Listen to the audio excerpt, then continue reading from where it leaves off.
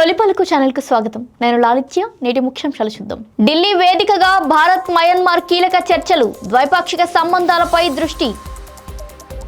విశాఖ కేంద్రంగా దక్షిణ కోస్తా railway zone ప్రారంభం, ఏపీకి చారిత్రాత్మక ఘట్టం. సంక్షేమం, పెట్టుబడులు, ఉద్యోగాలే లక్ష్యం, ప్రతిపక్షాలపై చంద్రబాబు విమర్శలు. విశాఖపై ప్రపంచ దిగ్గజాల దృష్టి, భారీ డేటా కేంద్రం కోసం లోకేష్ ప్రయత్నాలు. ఐపీఎల్ ఫైనల్ చూస్తూ ప్రయాణం, బావిలోకి దూసుకెళ్లిన వాహనం, యువకుడు మృతి. విజయోత్సాహం హద్దులు దాటింది, సంబరాల పేరుతో రోడ్లపై విధ్వంసం. పశ్చిమ బెంగాల్లో కొత్త మంత్రివర్గం కొలువుదీరింది, పలువురు ఎమ్మెల్యేల ప్రమాణ స్వీకారం. వాణిజ్య గ్యాస్ సిలిండర్ ధరల మోత, వ్యాపార వర్గాలకు భారమైన ధరలు. పైసలు ఇస్తే ఏ పాత్రనైనా చేస్తాడు, పవన్ పై పొన్నం ఘాటు వ్యాఖ్యలు. తెలంగాణలో సభలపై తీవ్ర అభ్యంతరం. కర్ణాటకలో కొత్త ప్రభుత్వ ఏర్పాటుకు వేగం, మంత్రివర్గ కూర్పుపై ఢిల్లీలో కీలక చర్చలు. విజయ్ గెలుపుతో ధైర్యం పెరిగింది, రేవంత్ పై కవిత ఘాటు విమర్శలు. నీట్ రీటెస్ట్ పై సుప్రీంకోర్టు కీలక ఆదేశాలు, ఓఎంఆర్ విధానానికే గ్రీన్ సిగ్నల్. న్యూఢిల్లీలోని హైదరాబాద్ హౌస్లో భారత ప్రధాని నరేంద్ర మోదీ మయన్మార్ అధ్యక్షుడు మిన్ ఆంగ్ హ్లైంగ్తో భేటీ అయ్యారు. ఈ సందర్భంగా ఇరు దేశాల మధ్య ద్వైపాక్షిక సంబంధాలు, వాణిజ్యం, భద్రతా సహకారం, సరిహద్దు ప్రాంతాల అభివృద్ధి వంటి కీలక అంశాలపై విస్తృతంగా చర్చలు జరిగినట్టు సమాచారం. ఇటీవల జరిగిన పార్లమెంటరీ ఎన్నికల అనంతరం అధ్యక్ష పదవిని చేపట్టిన మిన్ ఆంగ్ హ్లైంగ్కు ఇది భారత పర్యటనలో తొలి అధికారిక భేటీ కావడం విశేషం. ఈ సమావేశం ద్వారా భారత్ మయన్మార్ సంబంధాలు మరింత బలోపేతం కావడంతో పాటు ప్రాంతీయ సహకారానికి కొత్త ఊతం లభిస్తుందని ఇరు దేశాలు ఆశాభావం వ్యక్తం చేస్తున్నాయి. ఆంధ్రప్రదేశ్ ప్రజలు దశాబ్దాలుగా ఎదురుచూసిన దక్షిణ కోస్తా రైల్వే జోన్ నేడు విశాఖపట్నం కేంద్రంగా అధికారికంగా కార్యాచరణ ప్రారంభించింది. భారతీయ రైల్వేలో 18వ జోన్గా అవతరించిన ఈ రైల్వే వ్యవస్థ రాష్ట్ర రవాణా, పారిశ్రామిక మరియు ఆర్థికాభివృద్ధికి కొత్త దిశను చూపనుంది. విశాఖపట్నం, విజయవాడ, గుంటూరు, గుంతకల్ డివిజన్లతో ఏర్పడిన ఈ జోన్ 3,500 కిలోమీటర్లకు పైగా రైల్వే మార్గాన్ని, 6,400 కిలోమీటర్లకు పైగా ట్రాక్ నెట్వర్క్ను కలిగి ఉంది. పోర్టులు, పరిశ్రమలు, వ్యవసాయ ఉత్పత్తుల రవాణాకు ఇది కీలకంగా మారనుంది. ఈ సందర్భంగా కేంద్ర మంత్రి రామ్మోహన్ నాయుడు మాట్లాడుతూ ఉత్తరాంధ్ర ప్రజల చిరకాల స్వప్నం నెరవేరిందన్నారు. కొత్త జోన్ ద్వారా లక్షలాది మంది ప్రయాణికులకు మెరుగైన సేవలు అందడంతో పాటు ఉపాధి అవకాశాలు పెరుగుతాయని ఆశాభావం వ్యక్తం చేశారు. విశాఖపట్నాన్ని దేశంలో ప్రధాన రవాణా, సరుకు రవాణా కేంద్రంగా తీర్చిదిద్దే దిశగా ఇది కీలక అడుగని చెప్పారు. రాష్ట్ర అభివృద్ధి ప్రయాణంలో దక్షిణ కోస్తా రైల్వే జోన్ మరో చారిత్రాత్మక మైలురాయిగా నిలిచింది. కాకినాడ జిల్లా చామవరంలో నిర్వహించిన పేదల సేవా కార్యక్రమంలో ముఖ్యమంత్రి చంద్రబాబు నాయుడు కీలక వ్యాఖ్యలు చేశారు. గతంలో 1 నెల పెన్షన్ తీసుకోకపోతే రద్దు చేసేవారని, ప్రస్తుతం 3 నెలల వరకు అవకాశం కల్పిస్తున్నామని తెలిపారు. ప్రతి కుటుంబానికి 3 నుంచి 4 సంక్షేమ పథకాలు అందుతున్నాయని చెప్పారు. మహిళలకు రాజకీయాల్లో 33% రిజర్వేషన్ కల్పించేందుకు కృషి చేస్తున్నట్టు ఆయన పేర్కొన్నారు. రాష్ట్రానికి భారీ పెట్టుబడులు తీసుకువచ్చామని, వాటి ద్వారా యువతకు ఉద్యోగ అవకాశాలు పెరుగుతాయని తెలిపారు.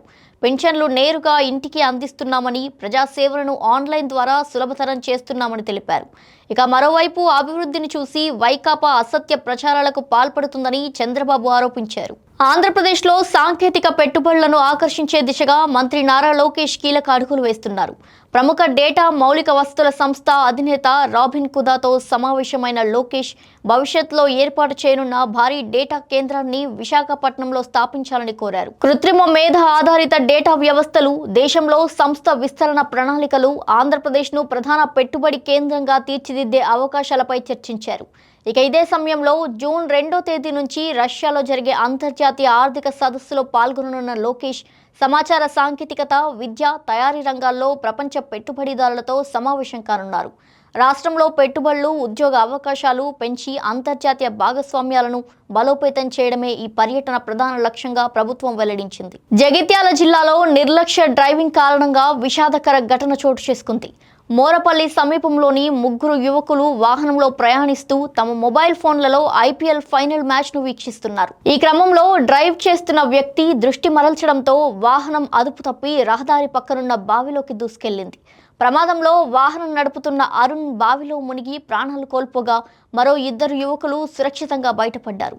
సమాచారం అందుకున్న పోలీసులు, సహాయక బృందాలు 2 గంటల పాటు శ్రమించి మృతదేహంతో పాటు వాహనాన్ని బయటకు తీశారు. డ్రైవింగ్ సమయంలో అప్రమత్తత ఎంత ముఖ్యమో ఈ ఘటన మరోసారి గుర్తు చేసింది. ఐపీఎల్ ఫైనల్స్ లో ఆర్సీబీ జట్టు విజయం సాధించడంతో దేశవ్యాప్తంగా అభిమానులు ఆనందోత్సాహాలలో మునిగిపోయారు. హైదరాబాద్ తో పాటు పలు నగరాల్లో భారీగా వీధుల్లోకి వచ్చిన అభిమానులు విజయ సంబరాలు నిర్వహించారు. అయితే కొందరు సంబరాల పేరుతో హద్దులు దాటి బారికేడ్లు కూల్చివేయడం, రహదారులపై అల్లర్లు సృష్టించడం, ప్రజా ఆస్తులకు నష్టం కలిగించడం వంటి ఘటనలకు పాల్పడ్డారు. పరిస్థితి అదుపు తప్పడంతో పోలీసులు జోక్యం చేసుకుని లాఠీ చార్జ్ నిర్వహించారు. కర్నూలులో కూడా కొందరు యువకులు బస్సు అద్దాలు ధ్వంసం చేసి రోడ్లపై హంగామా సృష్టించడంతో పోలీసులు చర్యలు చేపట్టారు. క్రీడా విజయాలను ఆనందంగా జరుపుకోవడం మంచిదే అయినా ప్రజలకు ఇబ్బందులు కలిగించడం, ప్రభుత్వ ఆస్తులను ధ్వంసం చేయడం సామాజిక బాధ్యతను విస్మరించిన చర్యగా పలువురు అభిప్రాయపడుతున్నారు. పశ్చిమ బెంగాల్లో కొత్త ప్రభుత్వ ఏర్పాటులో భాగంగా ముఖ్యమంత్రి సువేందు అధికారి నేతృత్వంలోని మంత్రివర్గం ఈరోజు పూర్తి స్థాయిలో కొలువుతీరింది. కోల్కతాలో నిర్వహించిన ప్రమాణ స్వీకార కార్యక్రమంలో మొత్తం 35 మంది ఎమ్మెల్యేలు మంత్రులుగా ప్రమాణం చేశారు. జగన్నాథ్ చటోపాధ్యాయ, స్వపన్ దాస్ గుప్తా, శరద్వద్ ముఖర్జీ, కళ్యాణ్ చక్రవర్తి, అజయ్ పొద్దార్ కేబినెట్ మంత్రులుగా బాధ్యతలు స్వీకరించారు. అలాగే జోయల్ ముర్ము, అశోక్ డిండా, ఆనందమయ్ బర్మన్, శంతను ప్రమాణిక్, పూర్ణిమ చక్రవర్తి, ఉమేష్ రాయ్ తదితరులు మంత్రులుగా ప్రమాణం చేశారు. కొత్త మంత్రివర్గంతో రాష్ట్ర పరిపాలనకు మరింత వేగం చేకూరనుందని ప్రభుత్వ వర్గాలు ఆశాభావం వ్యక్తం చేస్తున్నాయి. నేటి నుంచి కమర్షియల్ గ్యాస్ సిలిండర్ ధరలు మరోసారి పెరిగాయి. తాజా సవరణల ప్రకారం హైదరాబాద్లో 19 కిలోల వాణిజ్య సిలిండర్పై 52 రూపాయల పెంపు అమల్లోకి రావడంతో ధర 3,367 రూపాయలకు చేరుకుంది. దేశ రాజధాని ఢిల్లీలో 42 రూపాయలు, కోల్కతాలో 53 రూపాయల 50 పైసల మేర పెరుగుదల నమోదైంది. 5 కిలోల స్వేచ్ఛ వాణిజ్య గ్యాస్ సిలిండర్ ధర కూడా పెరిగింది. అయితే గృహ వినియోగదారులు ఉపయోగించే వంట గ్యాస్ సిలిండర్ ధరలో ఎలాంటి మార్పు చేయలేదు. ఈ ధరల పెంపుతో హోటళ్లు, రెస్టారెంట్లు, క్యాటరింగ్ సంస్థలు సహా వాణిజ్య రంగంపై అదనపు ఆర్థిక భారం పడనుంది. తెలంగాణలో నిర్వహించనున్న నవ నిర్మాణ సభల నేపథ్యంలో జనసేన అధినేత పవన్ కళ్యాణ్ పై రాష్ట్ర మంత్రి పొన్నం ప్రభాకర్ తీవ్ర స్థాయిలో విమర్శలు గుప్పించారు. గతంలో తెలంగాణ ప్రజల మనోభావాలను దెబ్బతీసే వ్యాఖ్యలు చేసిన పవన్ కళ్యాణ్ ముందుగా రాష్ట్ర ప్రజలకు బహిరంగ క్షమాపణ చెప్పాలని ఆయన డిమాండ్ చేశారు. తెలంగాణ అస్తిత్వాన్ని అవమానించిన వ్యక్తికి ఇక్కడ సభలు నిర్వహించే నైతిక హక్కు లేదని తెలిపారు. ఆంధ్రప్రదేశ్లో ఉప ముఖ్యమంత్రిగా ప్రజా సమస్యల పరిష్కారంపై దృష్టి పెట్టాల్సిన సమయంలో తెలంగాణలో రాజకీయ కార్యక్రమాలు నిర్వహించడం వెనుక ఉద్దేశం ఏంటని ప్రశ్నించారు. బీజేపీ ప్రేరణతోనే ఈ కార్యక్రమాలు జరుగుతున్నాయంటూ ఆరోపించిన మంత్రి ప్రజల మధ్య విద్వేషాలు రెచ్చగొట్టే ప్రయత్నాలకు తెలంగాణ సమాజం ఎప్పటికీ అంగీకరించదని స్పష్టం చేశారు. కర్ణాటకలో కొత్త ప్రభుత్వ ఏర్పాటుకు సంబంధించిన ప్రక్రియ వేగంగా కొనసాగుతుంది. ముఖ్యమంత్రి పదవికి ఎంపికైన డీకే శివకుమార్ పదవీ విరమణ చేయనున్న సిద్ధరామయ్యతో కలిసి కొత్త మంత్రివర్గ కూర్పుపై చర్చల కోసం ఢిల్లీకి బయలుదేరారు. పార్టీ అధిష్టానంతో సమావేశమై మంత్రివర్గంలో చోటు కల్పించే సభ్యుల పేర్లను ఖరారు చేయనున్నారు. ఇక ఇదిలా ఉండగా జూన్ 3వ తేదీన జరగనున్న ప్రమాణ స్వీకార వేడుకకు ఏర్పాట్లు జోరుగా కొనసాగుతున్నాయి. శివకుమార్ స్వగ్రామంలో అభినందన పోస్టర్లు వెలిశాయి. మరోవైపు బెంగళూరు జట్టు విజయం సాధించడంపై స్పందించిన డీకే శివకుమార్ ఫైనల్ పోటీ బెంగళూరులో జరగకపోవడం యువతకు నిరాశ కలిగించిందన్నారు.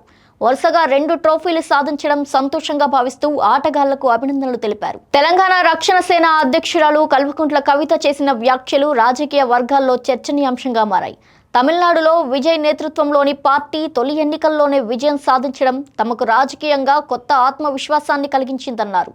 తెలంగాణలో కూడా ప్రజల మద్దతుతో ప్రత్యామ్నాయ రాజకీయ శక్తిగా ఎదుగుతామని ఆమె ధీమా వ్యక్తం చేశారు. గతంలో ఎదురైన రాజకీయ, వ్యక్తిగత సవాళ్లు తమ పోరాట స్ఫూర్తిని మరింత బలపరిచాయని పేర్కొన్నారు.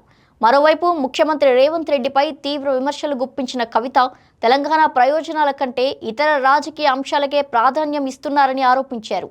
రాష్ట్రం విడిపోయినా ప్రజలు విడిపోలేదని, తెలుగు ప్రజల మధ్య విద్వేషాలు రెచ్చగొట్టే ప్రయత్నాలను సహించబోమన్నారు. ప్రజల మధ్య చిచ్చు పెట్టే రాజకీయాలను తమ పార్టీ ఎప్పటికీ అంగీకరించదని ఆమె స్పష్టం చేశారు. నీట్ ప్రశ్నాపత్రం లీక్ వ్యవహారం నేపథ్యంలో జూన్ 21న జరగనున్న నీట్ రీటెస్ట్ పై సుప్రీంకోర్టు ఈరోజు కీలక ఆదేశాలు జారీ చేసింది.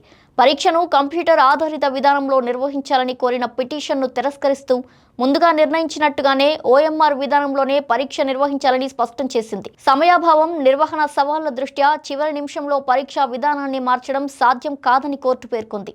పరీక్ష భద్రతా సంస్కరణల అంశాలపై జూలైలో విస్తృత విచారణ చేపడతామని వెల్లడించింది. ఇక ఇదిలా ఉండగా ఈరోజు మధ్యప్రదేశ్లో నీట్ ప్రశ్నాపత్రం లీక్కు వ్యతిరేకంగా విద్యార్థులు పెద్ద ఎత్తున నిరసనలు చేపట్టారు. లక్షలాది మంది విద్యార్థుల భవిష్యత్తు దెబ్బతీసిన పరీక్ష అవకతవకలపై చర్యలు తీసుకోవాలంటూ డిమాండ్ చేశారు. ఈ సందర్భంగా నిరసనకారులను చెదరగొట్టేందుకు పోలీసులు నీటి ఫిరంగులు ప్రయోగించగా పలువురిని అదుపులోకి తీసుకున్నారు. న్యాయమైన పరీక్షలు కోరుతున్న విద్యార్థులపై కఠిన చర్యలు తీసుకోవడం వివాదానికి దారితీసింది. నీట్ వివాదం మరోసారి దేశవ్యాప్తంగా విద్యా వ్యవస్థ పారదర్శకతపై ప్రశ్నలు లేవనెత్తుతుంది. ఇవి వాటి బులెటిన్ డీటెయిల్స్. మరో బులెటిన్తో మళ్ళీ కలుద్దాం. చూస్తూనే ఉండండి తొలి పలుకు న్యూస్.